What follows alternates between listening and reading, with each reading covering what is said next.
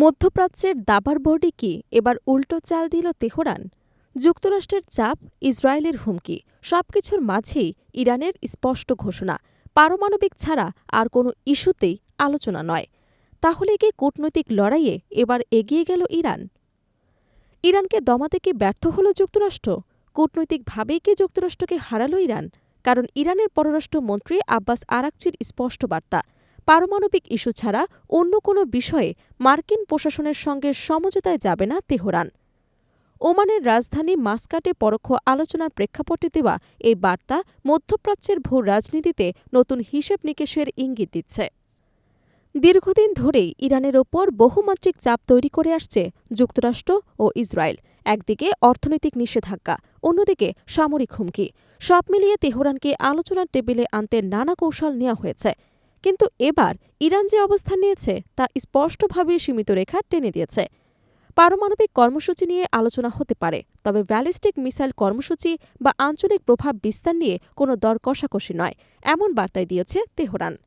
মাস্কাটে মার্কিন প্রতিনিধিদের সঙ্গে পরোক্ষ আলোচনা শুরুর মাত্র একদিন আগে চাঞ্চল্যকর পদক্ষেপ নেয় ইরানের সর্বোচ্চ প্রতিরক্ষা বাহিনী আইআরজিসি।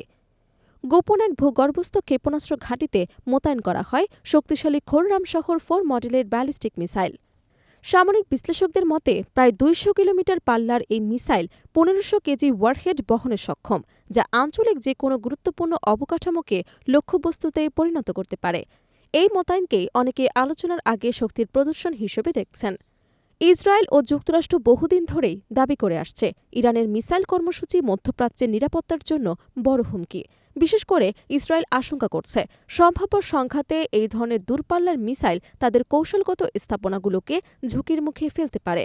তাই পারমাণবিক চুক্তির পাশাপাশি মিসাইল কর্মসূচিকেও আলোচনার অন্তর্ভুক্ত করতে চায় ওয়াশিংটন। কিন্তু তেহরান স্পষ্ট জানিয়েছে, এটি তাদের প্রতিরক্ষা নীতির রেড লাইন। ইরানের পররাষ্ট্রমন্ত্রী আব্বাস আরাকচি বলেছেন, আমরা কেবলমাত্র পারমাণবিক ইস্যুতে যুক্তরাষ্ট্রের সঙ্গে সংলাপে রাজি আছি। হুমকি এবং চাপ অব্যাহত থাকলে কোনো অর্থবহ আলোচনা সম্ভব নয়। তার এই বক্তব্যকে কূটনৈতিকভাবে দৃঢ় অবস্থান হিসেবে দেখছেন পর্যবেক্ষকরা। যুক্তরাজ্য ভিত্তিক সংবাদ মাধ্যম ইরান ইন্টারন্যাশনালও এ বিষয়ে প্রতিবেদন প্রকাশ করেছে।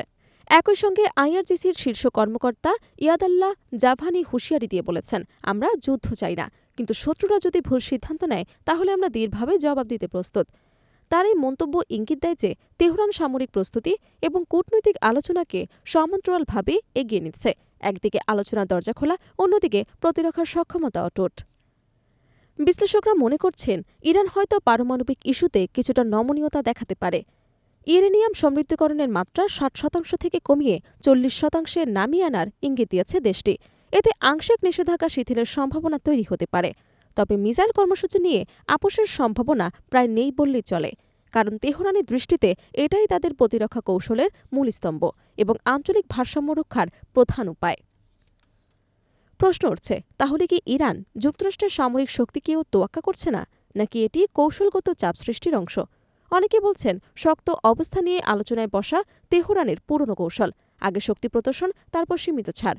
এভাবেই তারা নিজেদের স্বার্থ নিশ্চিত করতে চায়। অন্যদিকে যুক্তরাষ্ট্র পুরোপুরি পিছু হটার অবস্থায় নেই। ওয়াশিংটন চায় এমন একটি সমঝোতা যাতে ইরানের পারমাণবিক কর্মসূচির পাশাপাশি মিসাইল সক্ষমতা ও আঞ্চলিক অভাব নিয়ন্ত্রণে থাকে। তবে বর্তমান পরিস্থিতিতে দুই পক্ষের মধ্যে আস্থার ঘাটতি বড় বাধা হয়ে দাঁড়িয়েছে।